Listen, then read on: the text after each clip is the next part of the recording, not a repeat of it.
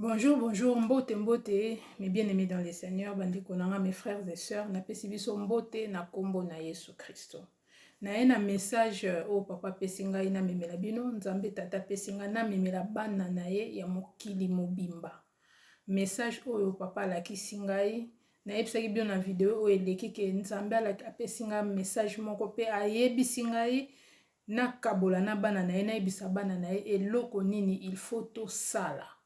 Tango makambo ekosalama na yebisaki bino na video eleki yango na ye nango nzambe asali biso grâce apesi ngai moyen apesi nga makasi apesi nga bomoi lelo mpo naya na message oyo. Message oyo na ye nango ezali message ya oyo nzambe alakisi nga bato ndenge bakokufa, bato bakokufa ebele mindele bakokufa. Donc message ya Edom, message ya Occident, message ya Europe, ndenge bato bakokufa ebele, ndenge bato bakokufela nzambe apesi biso isi nini oyo biso tokobikela. Ayebisi ngai na yebisa bana na ye yango na ye na message oyo nzambe apesi ngai kopesa bana na ye. Tika tata akumisama.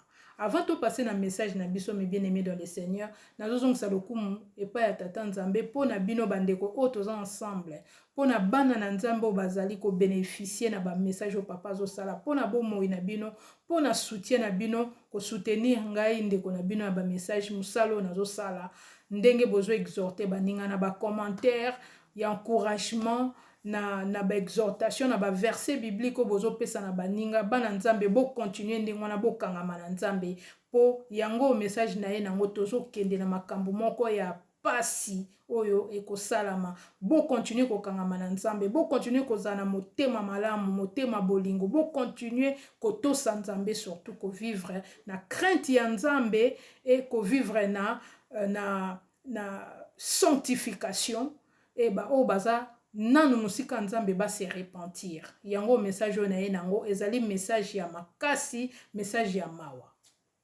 oyo ekosalama na bomo ya bato ebele mawa wana. Donc voilà, avant tokota na message totika moment wana maboko ya tata nzambe abatela ngai mutu na memi message abatela pe bino mes bien-aimés dans le Seigneur bozolanda message oyo po monguna arodaka. Toyebi ke arodaka nzambe na biso obi il rôde tout autour ya bana na ye pona ko arracher, pona ko détruire, pona ko boma. Donc totika moment na maboko ya tata nzambe abatela biso, abomba biso, bandane bandela message o tina suka. Na kombo na Yesu to bondeli bandeko to bondela pe esika toza po tolanda message po to molimo nzambe asunga biso na ko discerner na ko recevoir. C'est très important. To bondeli na kombo na Yesu. Papa tozongisi lokumu epai na yo lelo lisusu pona bolamu osali biso papa. Na kombo na Yesu na memi message oyo kopesa na bana na yo ndenge otindinga na pesa message oyo na bana na mokili mobimba. Yango tozo benga présence na yo. Ozala kati na biso tata na kombo na Yesu Christo. Obatela ngai na bandeko o bakolanda message oyo. Na makila na Yesu Christo na ba attaque nyonso to ekoki koya ko distraire biso po to saisir message oyo te. Nzambe na yebi koza na contrôle ya nyonso, oza na contrôle ya ngai mwana na yo na ya bana no bakolanda message, oza na contrôle ya milimo nyonso na ya mabe. Tika kombo na yo ezwa lokumu papa na kombo na Yesu Kristo, molimo na yo asunga nga na kopesa na ko délivrer message oyo na bakisa te na longola te na kombo na Yesu. Tika pesa nga maloba na munoko po ngai moko na yebi koloba te, me yo oyebi ndenge olobisaka nga. Tika kombo na yo ezwa lokumu obanda na biso bandane bandeli tina suka bandeko nyonso bana no nyonso bakolanda message oyo molimo atata molimo na yo esunga bango na ko recevoir na ko discerner na kombo na Yesu Kristo. To bengi présence na yo molimo na tata, to bengi présence na yo bandane bandeli tina suka. Ngai nazala te na limwa po nazali mutu, me yo oyo konvekaka bana na yo ozwe sika na nga po na convaincre bango po na message oyo na kombo na Yesu Kristo. Amen. Donc voilà mes bien-aimés dans le Seigneur. na ye na message oyo papa pesi ngai alakisi nga makambo mpe ayebisi ngai makambo. Nazobanda message oyo mes bien-aimés dans le Seigneur, nayebi ke lokwa tobondeli molimo wa tata akosunga biso, nayebi ke tokocomprendre message oyo epesa kobanga te, me epesa biso makasi tososola, tokopartage yango po eza vraiment clair. Nakoloba makambo nzambe ayebisi nga après, et tina suka nakoloba makambo nzambe alobi tosala. Donc tozala attentif pour na ko recevoir oyo nzambe ayebisi biso. Donc nalalaki nzambe azolakisa ngai ezalaki na date ya le 5 ya mois oyo tosilisi oyo ya octobre. Nzambe azolakisa ngai nini? Nzambe azolakisa ngai tobandi kotambola. Mais bien aimé dans le Seigneur, na koti na message tobandi kotambola tozotambola, et comme le quoi tozotambola na désert. Donc c'était désert dans le sens où eloko ezalaki te, il y avait rien, eloko zo bouger te. Mais bien aimé dans le Seigneur, nazalaki ngai na libota na ngai na bana na nga tozotambola.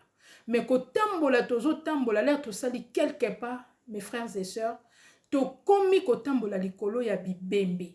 Donc en fait place ya kotambola ezalaki te, nzela moko te ezalaki vide, nzela nyonso tokomaki kotambola ekomaki lokola en fait batu bazalaki étendu, tokomi kotambola likolo batu lokola comme si on marchait sur le sol, sur les carreaux, sur les tapis, ndeka totambolaka, nde totambolaka na mabele na carreaux et tout. C'était comme ça, mais tozo tambola likolo ya batu puisque place ya kotambola ezalaki te. Place ya kotambola ezalaki te, mais bien aimé dans le Seigneur, tozo tambola likolo ya ba cadavre. Et loko moko épouvantable, eza vraiment choquant. Ndoto wana eza choquant, eza mawa.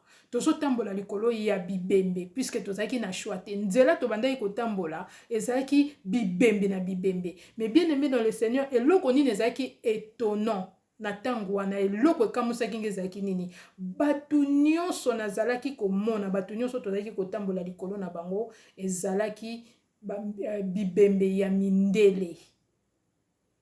Ezalaki ba cadavre ya mindele. Il n'y avait que des blancs. Ezalika mindele na mindele. Siko tozo tambola likolo na bango, tozo tambola likolo na bango comme un désert. Tozo siko tozo tambola po toleka, tozo kende place moko, tozo kende un itinéraire moko précis po tozwaki nzela wana na molimo.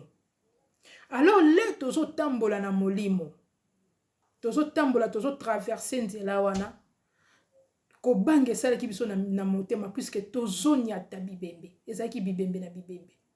Ngana zaki liboso nazo tambola. Tant tozo tambola mbala moko na yoki mongongo tata kolobela nga boy. Na bandi koyoka voix audible nzambe zo ebisanga boy. Kobanga te puisque kobange zaki na motema nanga. Biso nyonso tozaki na kobanga. Puisque batwana ndenge bakufi biso zaki vivant. Pourquoi? Pona ni biso zaki vivant. Pona ni biso tozo tambola likolo bibembe na bango. Alors naoki mongongo nzambe koloba nga boy. Bana nzambe bolanda makambo nazoloba eza makambo solo nga na vivre na ndoto, eza makambo nzambe alobi nanga. Nzambe alobi nanga boy. Na bandi ko yoka mbala moko, même quand je marche dans la vallée de l'ombre de la mort. Naébité mes bien-aimés dans le Seigneur. Attendez, je vais prendre ma Bible. Hein? Attendez, une minute.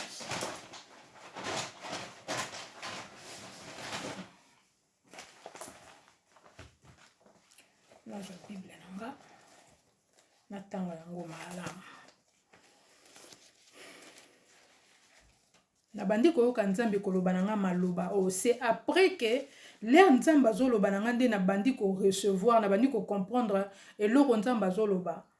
Ti verset wana ezongeli nga na mutu na ko comprendre.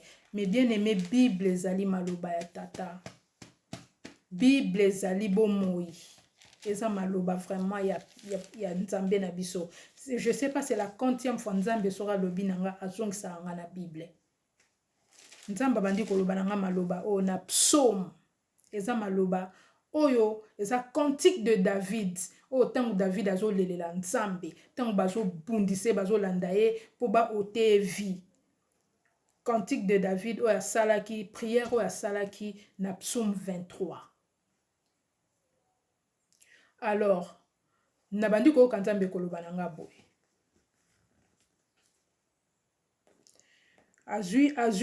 Donc voilà, azui verset 4 na chapitre psaume 23 na verset 4. Voilà, c'est clair. Abandi koloba na nga boye. Nabandi koyoka Nzambe azoloba na nga. Quand je marche dans la vallée de l'ombre de la mort, je ne crains aucun mal, car tu es avec moi.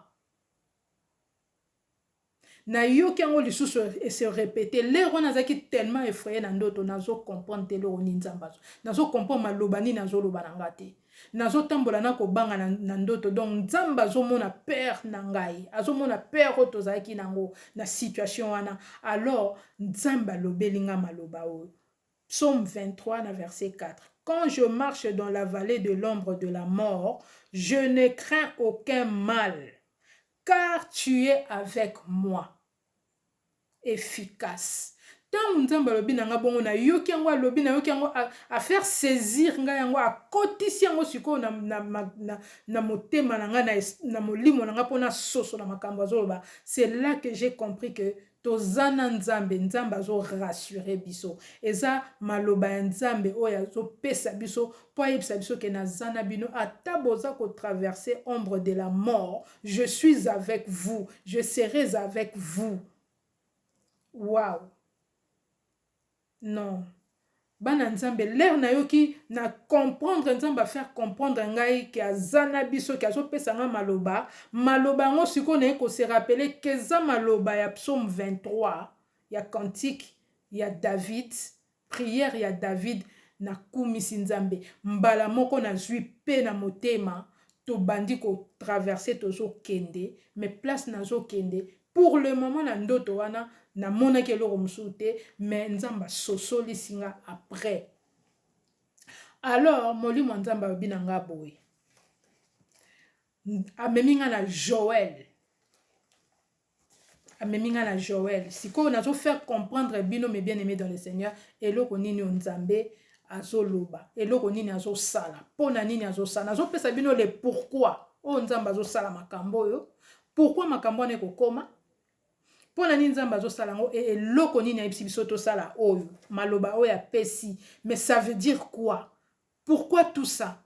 Na opesa bino clairement eloko Nzambe alobelinga o ngana asosoli nga o eza vrai.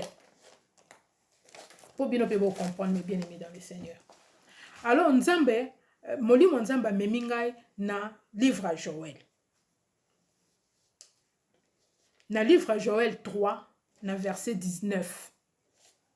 Alobi na nga boy makambo ozomona oyo moni na misu na yo yango eza déjà scellé yango Nzambe na biso tata asi a scellé c'est déjà scellé mutako fungola ngote donc ezali kufa ya ba occidentaux makambo alakisaki nga na sina partager vidéo wana je sais pas si c'est ça une année Nzambe alakisaki nga chute ya ba nation na mona ki ba drapeau ezokuya na libulu moko munene na sina partager message wana ezana ba message awa Nzamba lakisa nga yango alors a confirmer ngai alobi nanga oya sa yebisaki o ekosala meza déjà scellé a meminga na Joël 3 Joël 3 na verset 19 bandeko totanga yango mobimba totanga Joël 3 mobimba to banda na ibandeli pona nini nazongi na on ebandeli na Joël 3 na verset 1 ezo yebisa biso boy Nzamba zoloba na ngai boy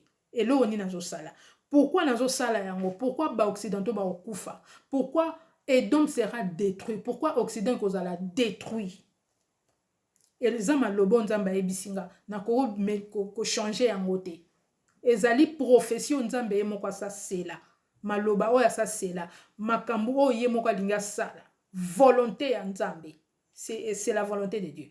Ceux qui Edom ozala détruit, Occident ozala détruit, eza volonté Nzambe. Tozongi nango na parole Nzambe. Poto comprendre que eza ngai te mutu nazoloba.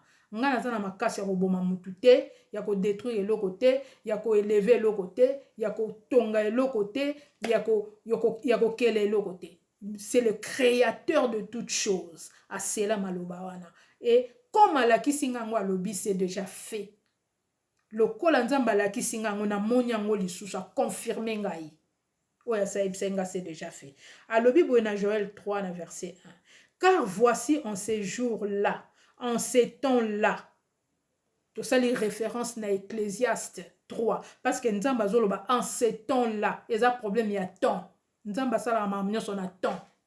Na ko lo bango lelo ayebi singa lelo na ye na ebisa banane na pesi prophétie wana lelo, mais ko sala malobi et ko sama dans une année et ko sama dans 6 mois, c'est comme il veut ngana ebita nzambeti ngana memika un message. Donc alobi en ces jours-là, en ces temps-là, quand je ramènerai les captifs de Juda et de Jérusalem, je rassemblerai toutes les nations. Là, j'entrerai en jugement.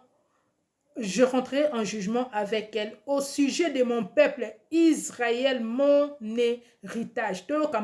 Alobi, au sujet de mon peuple. Tout retenir place wana. Au sujet de son peuple.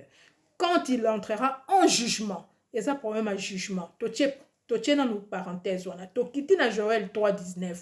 Nzamba zo bisa biso boye. Na oloba ma nzamba lobi to sala très bien clairement. Tina suka. Nzamba bina biso na Joël 3:19. Ainsi dit l'Éternel, l'Égypte sera dévastée, Édom sera détruit. Nzambe mutazoloba na Joël 3:19. Édom sera détruit en désert à cause de ses violences, à cause des violences contre les enfants de Juda, dont ils ont répandu le sang innocent dans leur pays. N'évitez surtout de comprendre. Abaki c'est le Bible. Je vengerai leur sang que je n'ai point encore vengé. Mais bien aimé dans le Seigneur, ngai nzamba faire comprendre ngana sosoli yango na okota na jugement na nzambete na recontredire nzambete nzamba lobi nanga, c'est une vengeance. Et là on a memi clairement yango wana nzamba la kisinga, je ne vais pas marcher mes mots. Nzambe lobi na biso et comment mitotanga Joël Mobimba soto lingi soto bandi na Joël inti na sukeza pe belete. To comprendre que nzamba so sala jugement na ye na vengeance na ye, c'est par vengeance. Ce qui lelo nzamba lobia c'est venger na contredire nga na contredire na nzambete nga na memika message ndenge nzamba loba ndenga confirmer nga alobi il vengerait à ko venger makila ya bana na ye, alobi les sang innocents ya ba héritier na ye oyo nano a venger te, nano a venger te. Donc il faut venger yango. Alors comme nzamba la kisinga désert wana tokotaki désert wana yango eza na Joël 3 elingi tout simplement kolobake Occident et kokoma désert. Ba ville na bango kokoma déserte. Alobi ako détruire Edom, ce n'est pas moi qui l'ai dit, eza maloba ya nzambe. Ngai sikoyo maloba o nzamba loba na Joël 3 na soto kitito zu parti wana na 19 et ça tout simplement yango o ya la kisinga. Donc la kisinga makambo asaloba. Puisque mukanda nzombo zo bisa biso boye. Que nzamba sala geloro morote sans sonner trompette, sans la kisaba basali na ye. Asala geloro te. Amos 3:7. Donc nzambe avertir basali na été, ba prophète na été, akosala eloko te, il est juste avec tout le monde. Donc voilà, eloko oyo nzamba kosala raison nango ezali une vengeance et un jugement. Nangi to comprendre. Fois passé nzamba lobela yenga sou makambo jugement na yaki nango. Jugement o nzamba zo sala ezali ko précéder makambo jugement o nzamba ko sala na restitution o nzamba ko sala na Esaïe 14. Nga na zo comprendre makambo zo sala nzamba zo sala azo expliquer nga avandisi nga kimia, je comprends ce qu'il fait. Il fait sa volonté za nzambe. Nga na zo aka ko mema o ya lobi. Alobi boye na bandela lisu na Joël 3. Car voici en ces jours-là, en ces temps-là, quand je ramènerai les captifs. Donc, quand il ramènera les captifs, ça va amener les captifs. Qui sont les captifs? Alors, les captifs, les captifs de Juda. Bana Juda baza banani. So to yebi pe nyonso tu wana te to comprendre na biso te. To comprendre te lo ni nzamba so ba yango foto tanga liloba mingi. Eza biso. Biso mtozo se retrouver na Isaïe 14. Eza biso. So to ke na sophonie to mona ke nzamba zo ba na biso. So to tangi sophonie ngala ninga to tanga mobimba po to comprendre. So to ke to comprendre ke nzamba zo bela biso. Alobi na biso bo na sophonie 3. So to ke na sophonie 3 to comprendre. Alobi na biso na tanga moke po to comprendre ida nzamba. Alobi attendez-moi donc, dit l'Éternel, au jour où je me lèverai pour le butin, pour mon peuple. Donc Nzambe, il s'est fait un peuple, ça un peuple naye o azolobela. Mes frères et sœurs, nazo ngato sosola. Nazo ngato sosola. Et loko nini ko salama. Eza blague te. Nzambe na biso alobi aza na peuple naye. Et bato yo o ba bomi ba sopi makila ya peuple naye. Ako venger bana naye, ako juger bato wana. Et ako ramener les captifs. Mais bien aimé dans le Seigneur, et loko eza clair, tout simplement ça que Nzambe ako détruire Occident et ako zwa bana naye. D'abord ako zwa nanu bana naye. Ako zwa bana naye, ako tia bango à part, ako zongisa ba captif. Esaïe 14. Ako zongisa ba captif na héritage na bango. Alors il va entrer en jugement. Na batoyo ba tekaki peuple ne ba bomaki, peuple ne ba sopaki makila bana Congo, ba sopaki makila moto moindo, o ba nyokoli moto moindo, parce que soto ke na sophonie tozo mona ke Nzamba zolobela bana nae ba bantu. Aso sa jugement wana pona ba bantu. Ezanga te mna lobi. Bandeko mosusu boza na compréhension te bo mama dasa lobi, mama dasa sali so bonbolo ba makambo na bolo belango Nzambe. So bonbolo ba azo discriminer, aza bien te azo bokende ko lobelango Nzambe zanga te. Ngai Nzamba la kisinga makambo aloba, akoti singa na kati ya maloba. Afungoli maloba wana. C'est pourquoi la Bible nous dit dans le livre de Proverbes, un peuple sans révélation est un peuple sans frère. Ndeko, okoki kozala na yo ndenge nino tanga ka Bible banda Genèse ti Apocalypse. So za na révélation te ya maloba. Po oyo Nzamba koti singa na maloba na moni désert wana Nzamba lobaki. Na moni batu batandami mindele na mindele. Mindele na mindele batandami ba ya kokufa. Makambo na zolobe ko salama. Et au salama puisque Nzamba lobi eza scellé. Et fungwa mate comme atie so na elikolo makambo alobi fo salama. Makambo ne ko salama poni ni soto zongi na livre Sophonie et so yebisa biso peuple bantu to se réjouir. Oui, ba se réjouir ça na liwa mutute. Mais ali eloko Nzambe yemoko asali. Et sa vengeance ya Nzambe yemoko pour libérer, pour restituer. Jugement on est na tina munene pona biso peuple Congo, peuple Afrique. Et c'est très important. Makambo oyo nga pena na zo zelangwe salama. Pour muta o changer idée Nzamba zate. Pour so to changer ngo to tikala na même position o bazo boma biso, lokwa bangulu, lokwa bandindi. Ngulu kutaza munene, lokwa ba mouche. Bazo niata biso lokwa ba fourmi. To tika na même position. Alors Nzamba yebi ke fois sala makambo oyo pour azongisa ordre, pour restituer héritage ya bana na maboko ya bana na ye. Peuple oyo ye apona. Nzambe na biso azwa lokumu. Sikoyo quelques jours après le 17, yango na yo komango après le 17, pendant prière na nga me bien-aimé dans le Seigneur na banda yiko sambela. Pendant prière nanga na so sambele komi ko sala ngai mingi mikolo oyo pendant prière nanga Nzamba so se manifester na maloba mingi alakisa nga na ba vision nazo bondela na moni vision ou bien na lali na zui révélation na zui songe mais akomi koloba na monoko na ngai ndenga lobaki na nga toza bana bitike te na yoki nzambe et se manifester na kati na nga nzambe na biso azolela. Mais bien aimé dans le Seigneur, nzambe akela biso o aza na puissance ya ko écraser tout, o aza na puissance ya ko silisa nyos, o aza na puissance ya ko punir ba o bazo bano rebelle bazo ka ete o bazo tambola na ko banga ita aza na puissance ya osala nyoso. Mais tala ndenga za large azolela, nzambe azolela azoloba na nga boye na bandi koloba na monoko na ngai na bandi koloba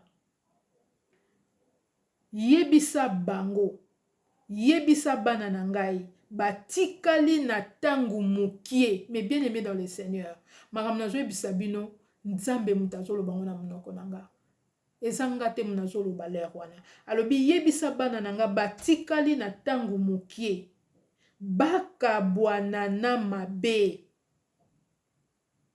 base repentir na kozanga ba âme na bango.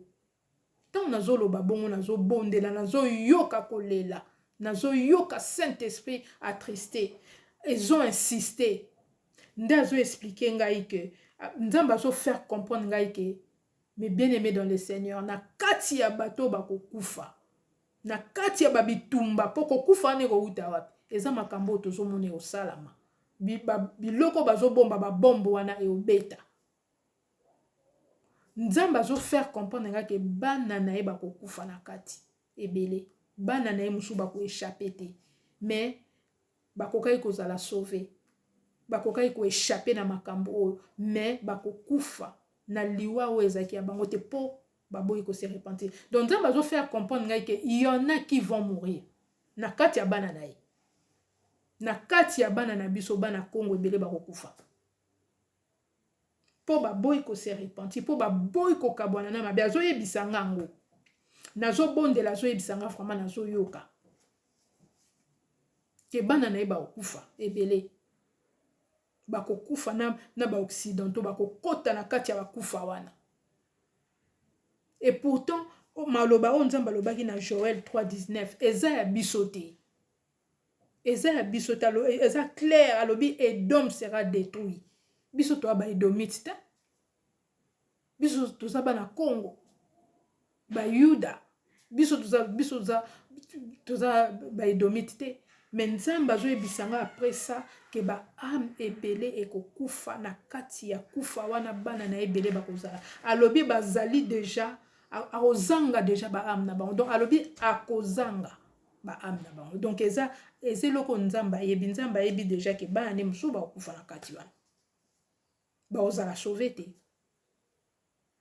Alors lelo ndeko soki lelo tozoka message oyo tofungola matoi na biso to se repentir na makambo nyonso tout nazozonga à chaque fois pona lo bato se repentir nazozonga à chaque fois pona lo bato leka na makambo te to koma nango na décembre te nazozonga à chaque fois na maloba Nzambe o azopesa ngai azoyebisa nga pe azo insister azo confirmer ke ako détruire mboka nyonso vandaka na Occident yoka yango oui parce que kozala partout mboka na biso pe Congo eko bouger oui Nzambe sa lobango eko bouger ba marche kozala kufa kozala lakisi biso ba kufa ya ba dirigeant na biso ya mboka na ya mokonzi lakisi biso makambo belé mais zo senga biso nini repentance ezo senga ba dirigeant mboka na biso nini repentance o Nzambe alobi eko sala o alobi eko sala mais o sala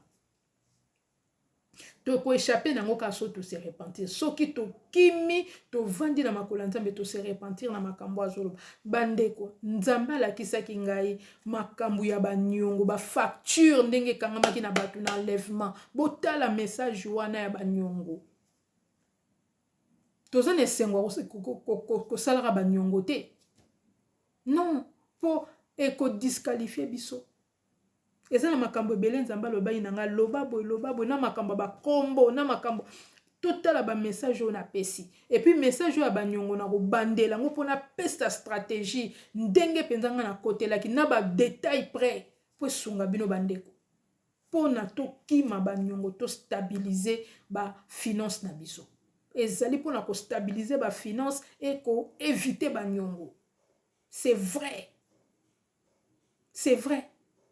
Batumsu ba ko mona ngo étrange mais oui okoki ko vivre vie na yo zo vivre na bon nzambe nzambe azo batelo pa zo pambola yo ozanga lipa to zanga elamba olata to zanga mbongo ti.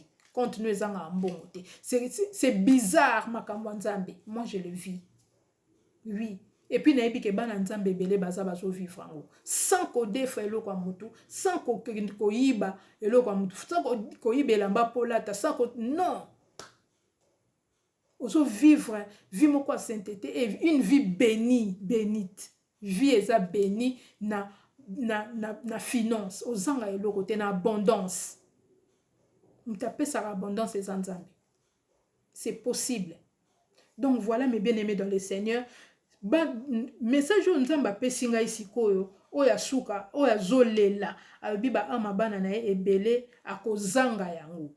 Alobi te tangu mususu alobi akozanga. Donc c'est une confirmation.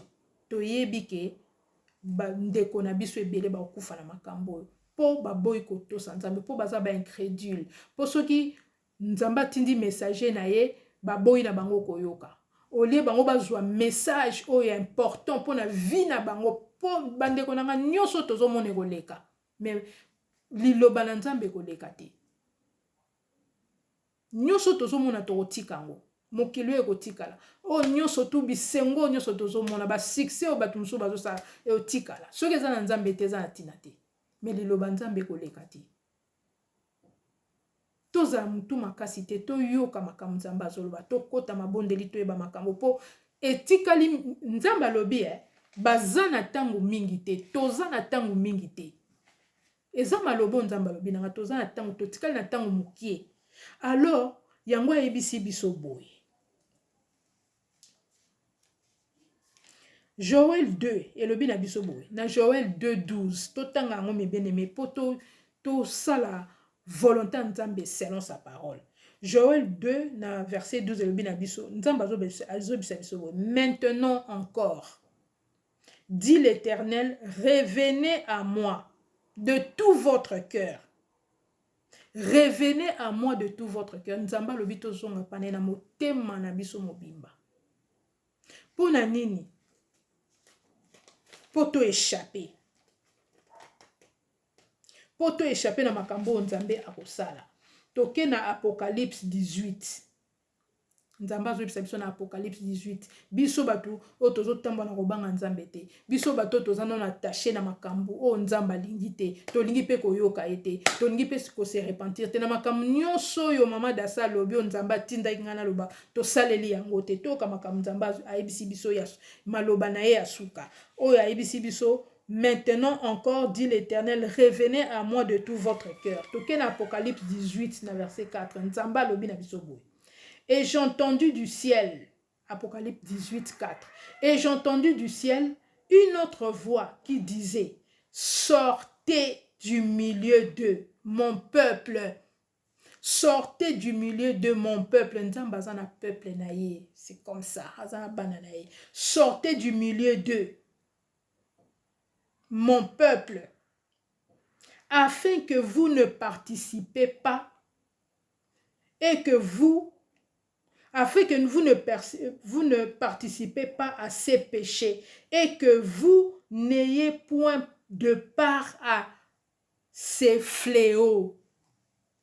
Afin que vous ne participez pas à leurs péchés et que vous n'ayez point part à ces fléaux, à leurs fléaux. Fléaux ezani frappe. Nzamba lobi na biso tobima du milieu de tobima to kabwana na bango to kabwana na mabe po tangu mabe koya frappe ya nzambe koya biso to participer te pona nini na lobi bongo yango zo attester malobo alobi na ngai ke bana na ye ebele bako perdre ba âme na bango po bakozala na kati ya makamona en fait nzambe azo yebisa biso awa azo confirmer biso loko toyebi ke bana na ye ba se pervertir na bato na Edom. Bana ne ba komi kutu plus edomite ke ba edomite bango moko. Bana na ye ba bungi nzela makasi kutu akoleka. yango azo rappeler biso maloba oyo ba fleur wana ekobeta to échappé nango na alobi lisusu po aza nzambe. Napesi biso lisusu livre ya Ézéchiel 18:5, l'âme qui pêche c'est celle qui mourra. Napesi biso lisusu verset ya psaume nasi napesi Esaïe 21 totanga pe yango totanga pe yango. Voilà, naza na 2 versets nanga pesa. Proverbe 16:4 p. Proverbe 16 na verset 4 totanga pe yango. Psaume 24 na verset 3 à 5 elobi na biso boye: qui pourra monter à la montagne de l'Éternel? C'est lui qui a les mains innocents, le cœur pur, qui ne livre pas son âme au mensonge, qui ne jure pas pour tromper. Faux témoignage, même écoute na kombo nzambe. Faux témoignage, mensonge, tromper, tromperie, mensonge, tromperie, maboko na yo na kobomaka batu, pesa âme na ona ba mensonge, tout cela, toutes ces choses là, batu wana main innocente o aza asopaka makila aomona na nzambe te. Totanga psaume 24 na verset 3 à 5 et kosunga biso pona ososola eloko nini photo sala totikana na nini po to mona tata nzambe to leka tozala juger te tozala frapper te na babiloko oyo ekoya. Alors eloko nzambe asengi biso tosala eza nini? Totanga psaume 23 après qu'on se repentir. D'abord, il faut se repentir na maloba nyonso nzamba lobi. To se repentir nango et totia elikia na ye na psaume 23 na maloba oyo apesi biso. Eza maloba oyo to travailler nango et to zwa yango, to ndima yango, to lata yango, donc tozala na foi na maloba wana nzambe ayebisi biso. Tozala na foi nango. Tangu makambo ko banda ko sala